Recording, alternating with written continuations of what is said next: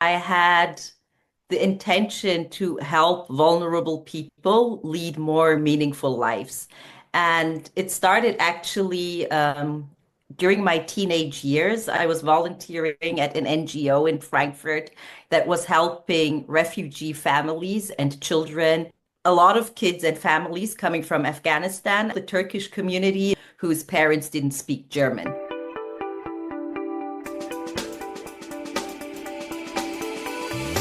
Buckle up for a new episode of the Be S.H.E podcast, the show where we have real and raw conversations to inspire and empower you to be seen and heard so you can create balance and everything you want in your life and business. I'm your host, Heidi Schock, and I'm excited to walk alongside of you on this journey of being seen, heard, and empowered.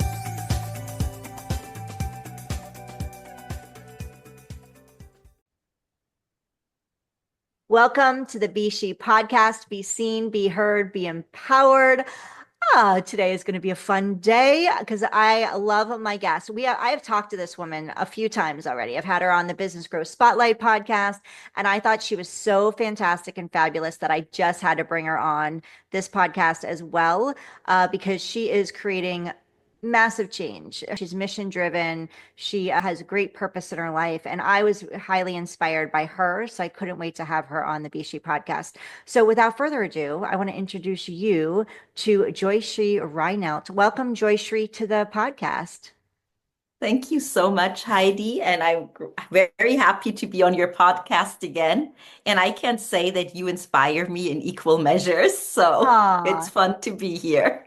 thank you so much. That means a lot to me. I receive it. Thank you. Before we dive into your journey and your story, I'm just going to give everyone a little background about you.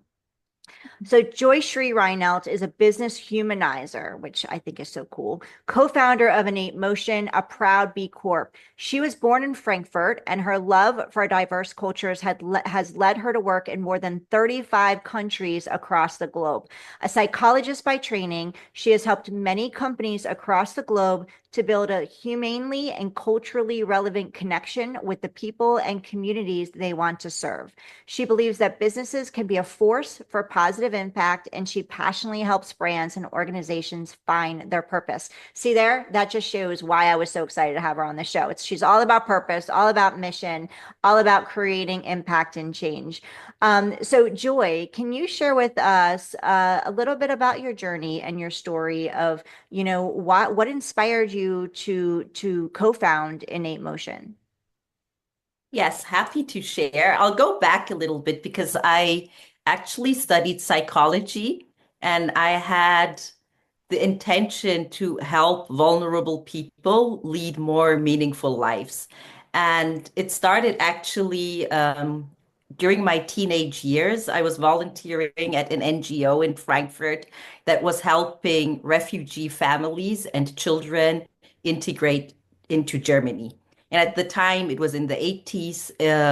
Now you see how old I am. It were basically a lot of kids and families coming from Afghanistan at the time from the war, but also the Turkish community is huge in Germany, as you might know. So we also had many Turkish immigrant children whose parents didn't speak German. Mm. So I was basically there tutoring them with their homework. I mean, I was 15 and they were like primary school, so it was easy to do. And along with it, I was also teaching them German and how to speak. Wow. So, and that actually, that experience, because at the time I was looking for a job, like any student job that you could do. Mm. And my dad at the time said, well, I don't want you to go, whatever, work in a cafe, pack boxes. I mean, like the normal jobs that everyone had. He said, go out and find something that's meaningful. Mm. And I don't care whether you're going to earn money with it or not, or I'm going to give you the money, but do something that's going to make you grow.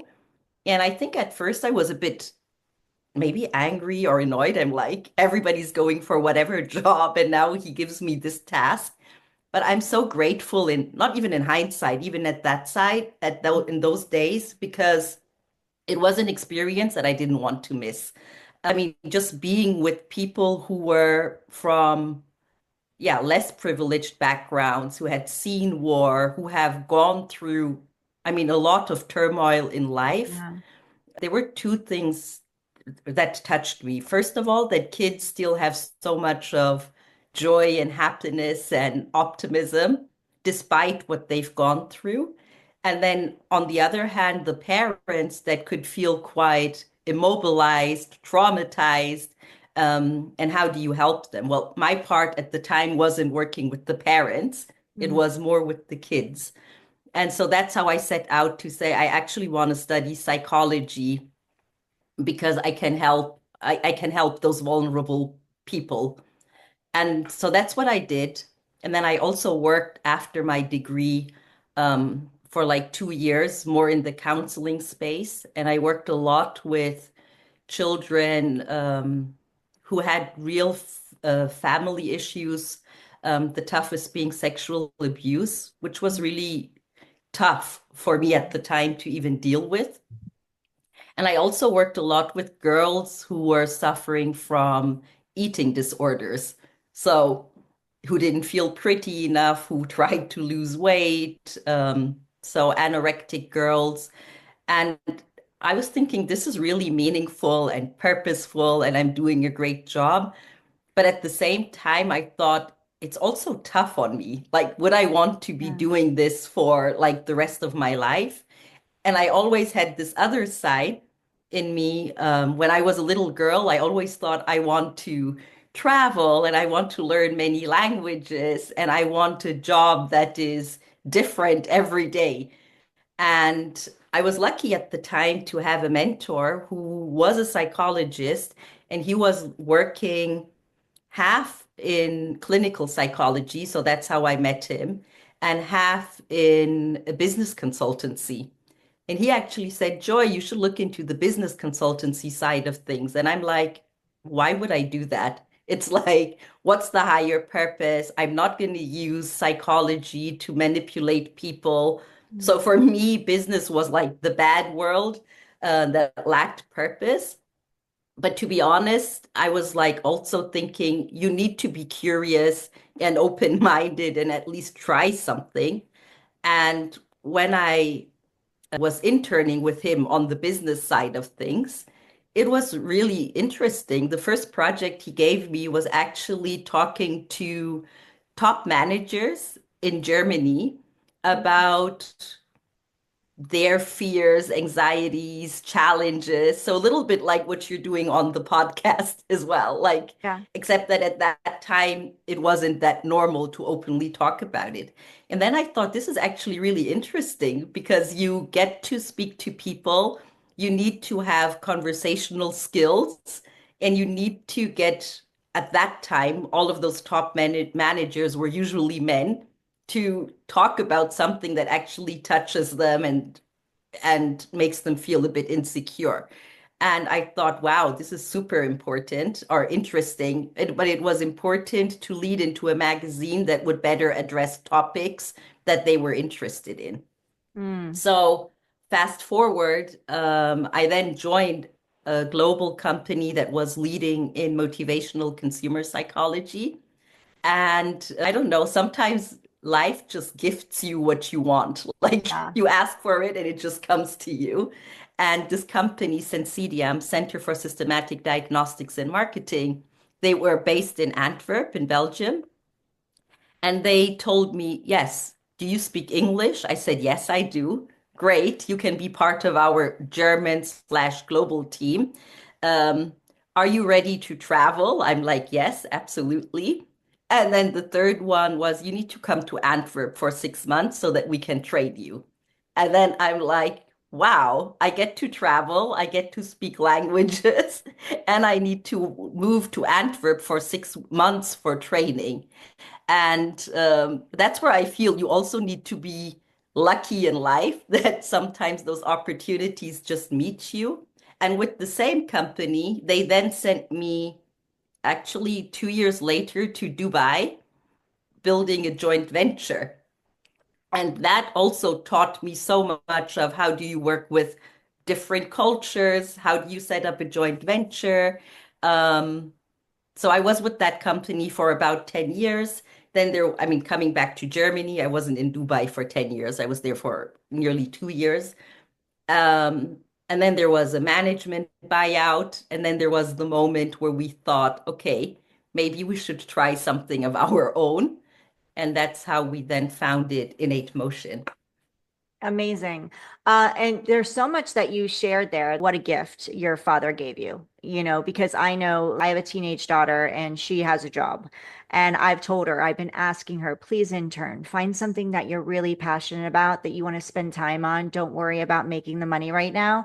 But she wants to make the money because she wants to have the car and all of that and wants to contribute to the insurance payment of that and everything.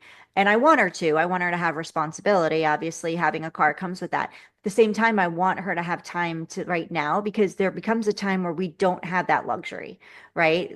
Yes. There are bills, right, that we get to pay and all that stuff that comes along with it. We're having a family. Like we don't have that luxury of just saying, "Hey, I want to, go after my passion now."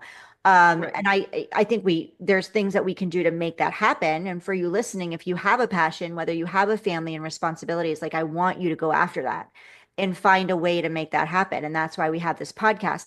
It's just not as easy as when you're in that moment of teenage years. So for those of you listening, if you have young children or you have teenagers, encourage that why they still have that creativity, while they still have those passions that flow from them. Because as we get older, right, our inner child starts drifting away and we don't overcome those fears as fast, which we're going to talk about, and we don't have that luxury of going after the things we want to go after as easily as we would have back in when we were younger. So I think it was fantastic that your father was like, go make a difference, go find something that you're passionate about, go experience and not worry about that money at the moment. Like I've got you. Mm, And we're not all in that same position, right? no. Not all parents are in that same position. But at the same time, even if our children are working, let's make sure that we're also encouraging them to, while they are young and at home, to find those things that they can do to give back as well. So we're opening our doors to fostering. I lost my animals; they all passed, so our home Mm, is empty right now. So she's opening. I told her, I'm like, listen, you can foster, right, if you want to, mhm. because she loves animals. So I love that you Beautiful. brought that up because I think that's an important piece that we can kind of forget, especially with what's going on in the world right now, economy Mm, wise. A lot of people, we forget about the things that bring us joy, and the things that we can give back to. And many times it's nice to step away from our quote unquote problems and those stresses when we're actually giving back and serving, like you were with those children and with those families coming through war and re-entering, a new space. I also love that you shared about that. Like you saw the children, like how resilient they were. And this is another mm, thing as adults I think we forget is the mm, resilience because we tend to sit and worry, right? We can focus on the problems. And then as children, yes, they may have gone through trauma, but they bounce back. It may come up right. down the road, like, right? Yeah. It always comes back. You as a psychologist would know more than anybody. I know I've been through things, and as a children, we're resilient, but it comes back to creep up on us if we're not working through it as we get older. But just that reminder that you shared of like, hey, no matter what we're going through right now, and I know a lot of people are going through tough times. Like think back to when you were a child, and remember that resiliency, remember that joy, find the things that you're joyful in. And then those parents that, like you were sharing, the strength that they had to muster up to be there for their kids and keep moving forward and putting that one step in front of another. I know I just went off on a tangent, but you brought up so much amazingness. And I love that the life that you've led to get to where you are now. And like you said, sometimes life gives you what you want.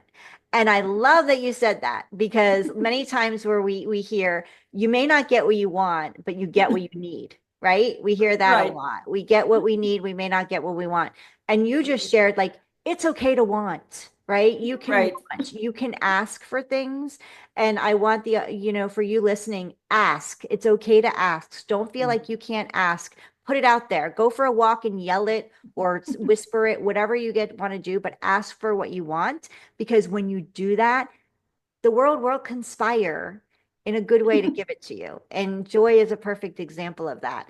So, Joy, I want to talk about you shared so much amazingness, but along this journey of yours, I'm sure that you've had challenges. We all do. And I'm sure that you've had some fear. So, as you are navigating and moving through, like literally, let's talk about this launch. I'm sure you've had fear throughout your life, but let's talk about launching this business. Were there any fears that showed up for you on like, oh my gosh, what am I doing? Yes, but I also must say that I'm a very, like, I've always been a super intuitive person Mm, and in touch with my, I would say my inner heart, right? okay. Like, what do I want to do? Um, but I've also been raised in, these are the things you must do, like go to school, be a top performer, go to uni, get that degree. I mean, all of that, right, is definitely also part of who I was. Um, but I've never lost that intuition. So Mm, moving from counseling to business was one of those intuitive reactions of mine. And then when we had the chance to found this company, it was similar. And again, I must say, people around me, they said, but why would you leave a safe job, right? Because at the time I was the managing director of the German office. I had a company car, talking about cars again, right? But you have like the whole package, everything was safe. Um, Safe and stable. And my job was, I mean, there was nothing wrong with it, but I didn't feel that passion, that fire, that mm, enthusiasm that I felt before for different reasons. And then when we founded the company, I I felt like it would be so nice to start a new adventure. yeah. And the fear was really, I mean, at the time, my son was 2 years old. Um, And I'm like, okay, to your point, we have a family to Mm, support, a toddler to raise. Um, can I even do this? Right? But we had a long and deep discussion. And I think sometimes I'm a bit rebellious. Like when people tell you you can't do it, that somehow steers that rebelliousness in me that I'm like, but why not? You right. know? Yeah. Like, why?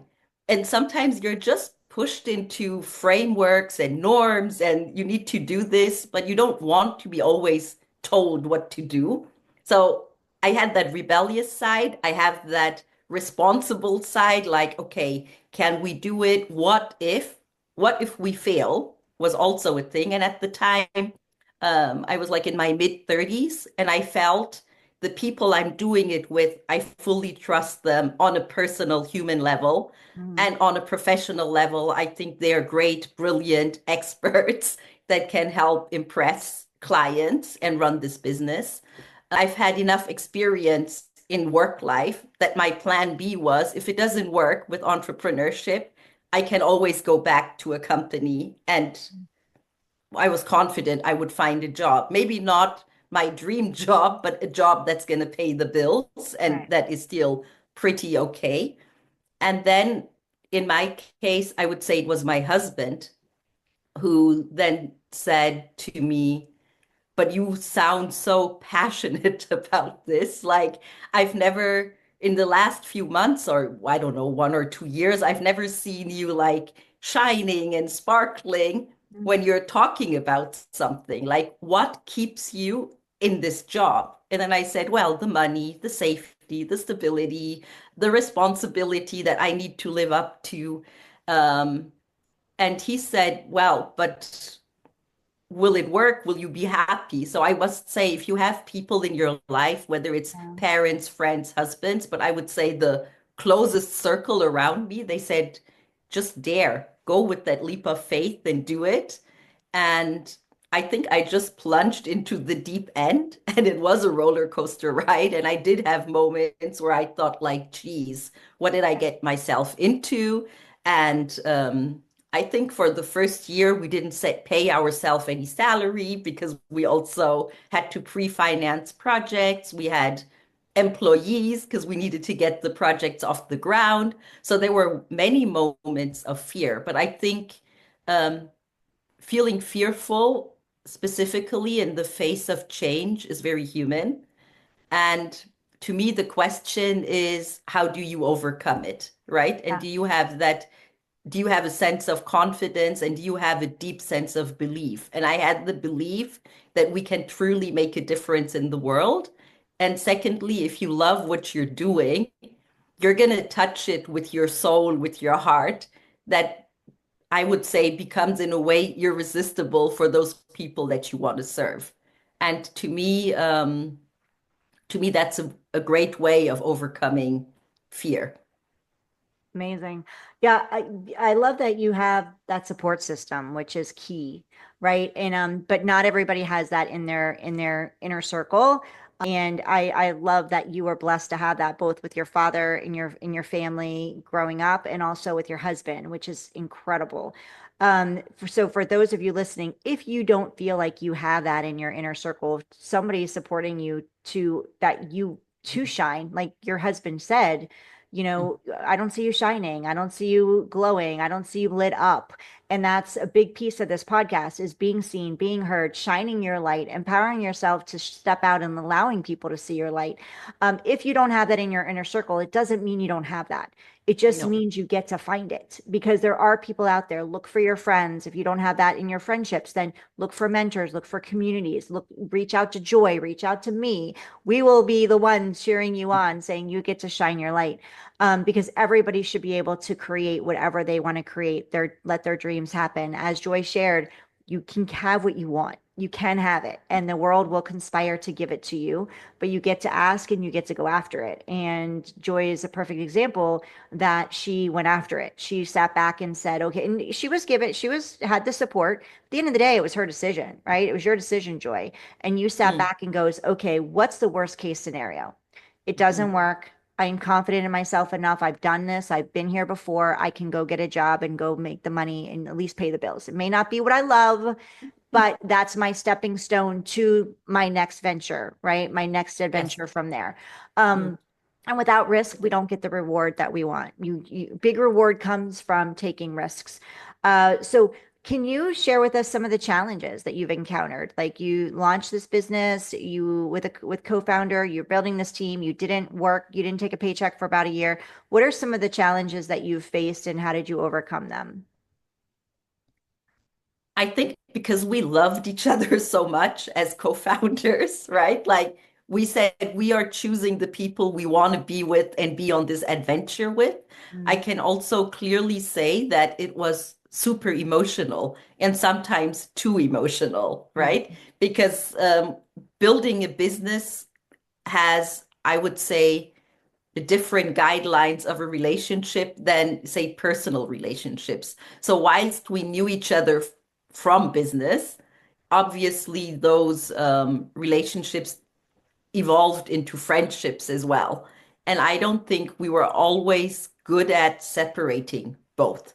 mm, And what I mean by that is that when we had some business discussions on whatever, what's the next investment, how are we going to move, I think we were often taking things too personal. Like if someone said, that's not a good idea, we could easily take it very personal, rather than saying, well, let's just look at it with some distance or in a more objective or factual way.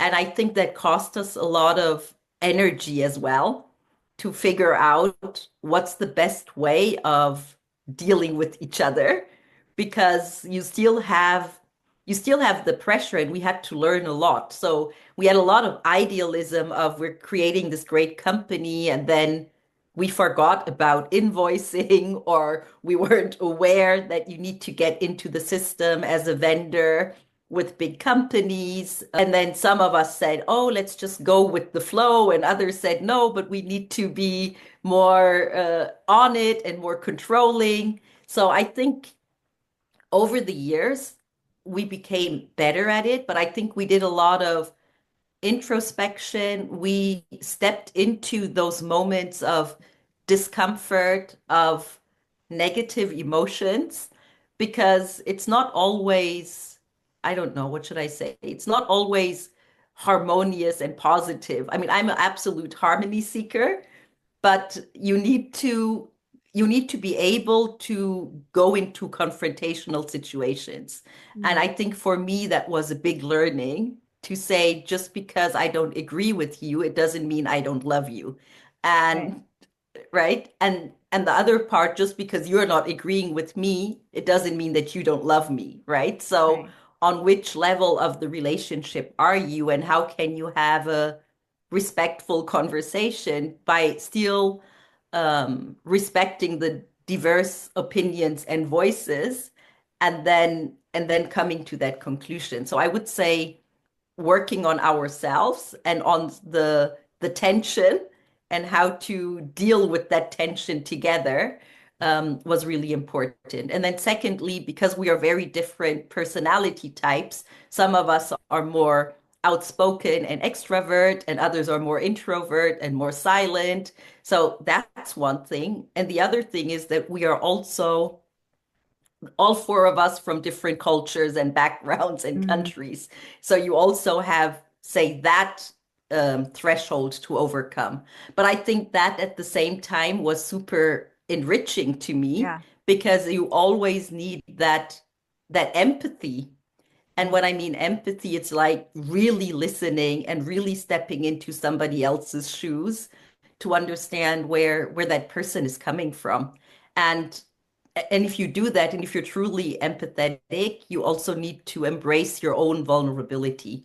And Mhm. I think when we want to be so much so perfect and these high performers, specifically in the business world, um, it's nearly like people tell you you have to leave your humanity at home when you go to business, whereas you're a whole human being, right? So I love to be joy as I am Yeah. and take my whole self to work, and being comfortable in dealing with my vulnerability as well, and not being fearful in showing it. Yeah, and that's not easy. And I'm grateful that you brought up the whole dynamic of your the founders in your role in your relationship, because it hits home for me, because me and my best friend and I, from we've been known each other, oh gosh, 30 something, oh, almost 40 years. Not quite, but we're getting there. At least 35, 36 years. And we've been best friends for a really long, that whole time. And we're now in business together. And it's been a navigation, right? One of the biggest things that we committed to coming in is it's not going to ruin our friendship. The Right. friendship comes first. We'll walk away from the business to maintain the friendship. And that's easier said than done. Obviously, if you're just disbarring a business, typically a friendship's kind of like, how do you keep that intact? But that was our commitment. We've done well. We're navigating that road. Sometimes I'm snappy, sometimes she's snappy. We couldn't get irritated, right? We have completely different personalities, but that works, and that works Yes. because we have Mhm. completely different personalities. I'm more of the not go with the flow, but messy. It's okay to do it a little messy. She's very analytical and more like everything needs its place and type of thing. And this is the structure of it. And I'm like, oh, what structure? So, oh, but it worked. Again, it worked.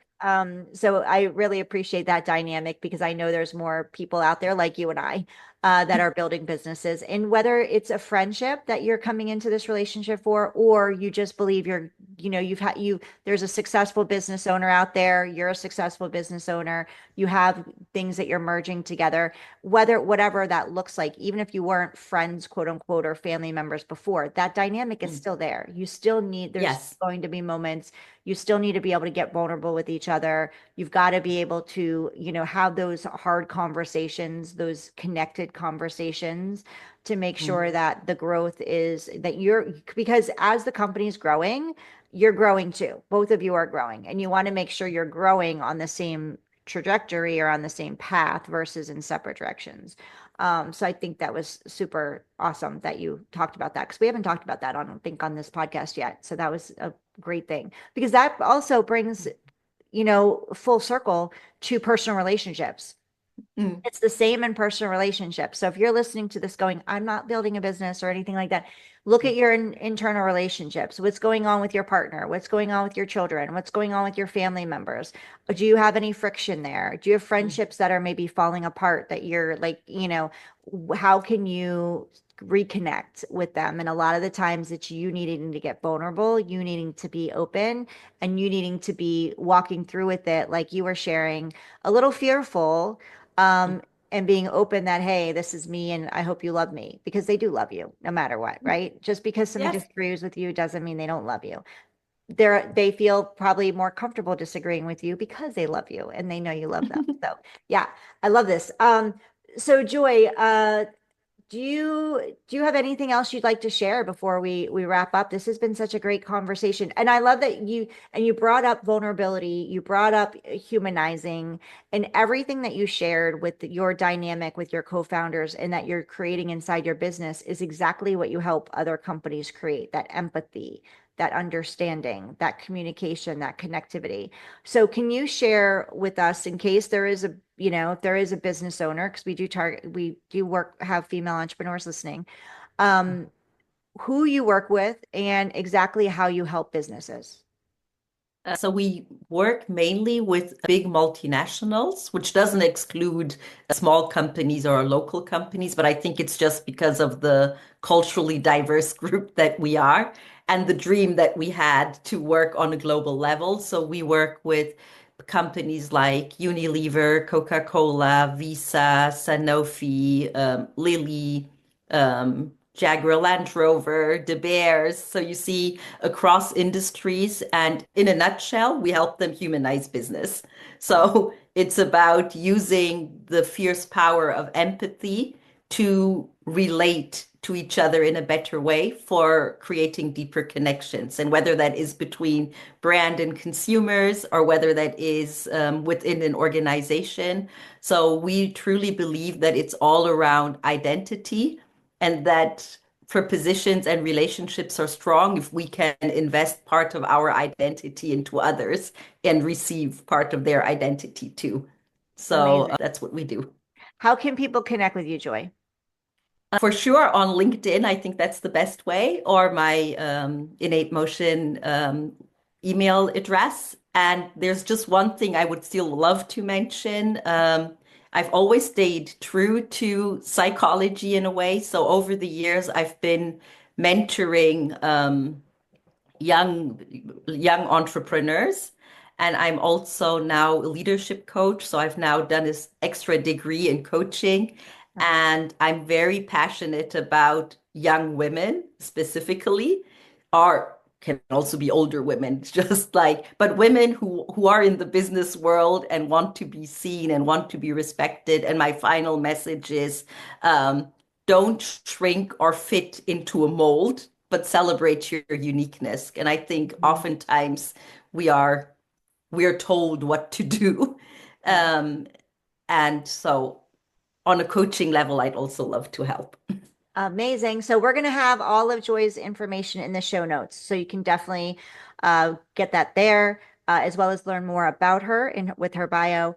And definitely connect with her on LinkedIn. She's amazing. I've had multiple conversations with her. She's an incredible woman. So you definitely want to connect with her, reach out to her on LinkedIn, tell her you heard her here.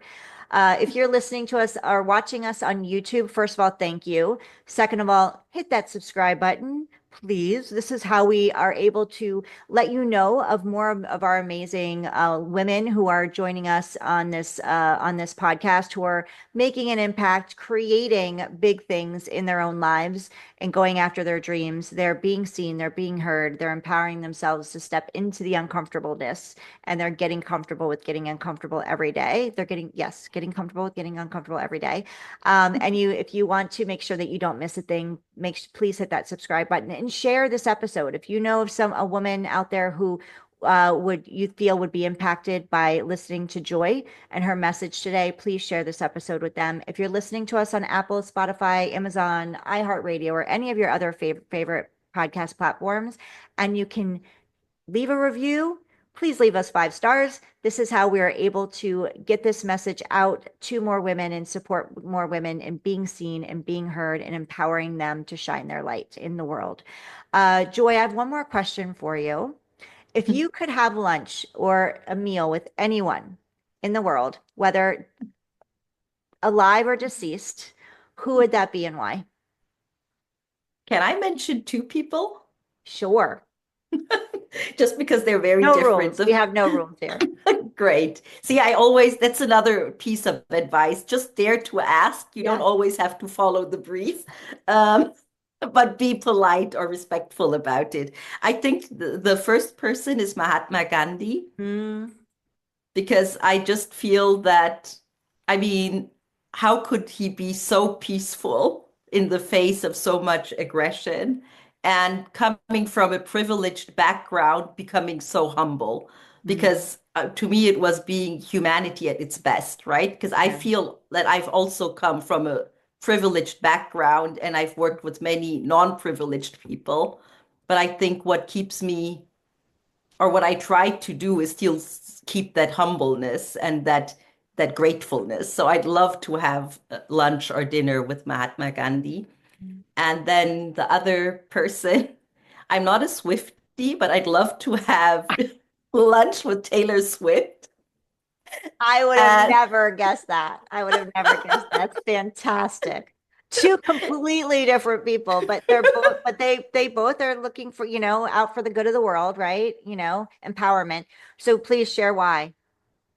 with Taylor Swift, I mean, as I said, I'm not a Swiftie in the first place, but I admire her for what she has achieved, for the movement she's created, the fans. I mean, the identity building that you belong to that tribe. I mean, who goes to, which star can say that they go to the concert, the fans in all of the outfit and that sense of belonging and identity and empowerment. And she celebrates her fans. She's taught in business schools. She has like redefined so many things of marketing, business, personal branding. So yeah, I just think it's fantastic how she touches people and how she can give that sense of identity building and belonging. And again, overcoming all kinds of bubbles, Yeah. right? Young, old, ethnicities, global, with Yeah. the message out there, and who has a point of view and takes a stance also to things happening in the world, which also takes courage and vulnerability. Yeah, I love your two choices, and I'm so glad that you offered two. You gave us two. Yes, Mahatma Gandhi. I couldn't agree with you anymore. Like that would be an incredible conversation and an incredible time spent with him. Also Taylor Swift. Yes, absolutely. She talk about branding, and which is what you help companies with. Like she is the epitome of an iconic brand. Yeah. And she's always relevant. Like there's people that come and go in the music industry, and she's crossed over genres. Yes. And she's never missed a beat. And she literally puts her vulnerability out into her music without any apologies. She's completely unapologetic. At least that's how she Yes. shows up. Who knows what she's doing Right. she could be crying behind the scenes sometimes. I'm sure she does. I'm sure she Yes. has her moments where she's crying and she's surrounded with the people she loves. But she puts it out there unapologetically. She owns it, and she goes for it, and she's created one of the most massive brands out there, and she gives back. I love that she also does certain things to, I heard, and I could be wrong, but I heard something where she didn't have a concert on certain nights after a certain time because she knew her fans needed to be in bed for school. Right. So she like makes Yes. sure that she aligns everything she does with the understanding of who her fans are. She doesn't curse in public. She doesn't, who knows if she does it at all, but she keeps her brand as clean as possible. Yes. It's still sexy, right? But she's a woman, but it's still in point of who her target audience is, and she understands them. And I give her a lot of respect. I have a lot of respect for her for that. So yeah, I love that. I love those choices. Thank you. Um, yeah, I'm still like thinking about both of them, and I just love it. So thank you for sharing that with us. Thank you for being here today, Joy. I'm so grateful for you and for your time. And thank you for listening to Joy and I today on the Be S.H.E podcast. We will see you on the next episode. In the meantime, be empowered to be seen and heard. See you soon.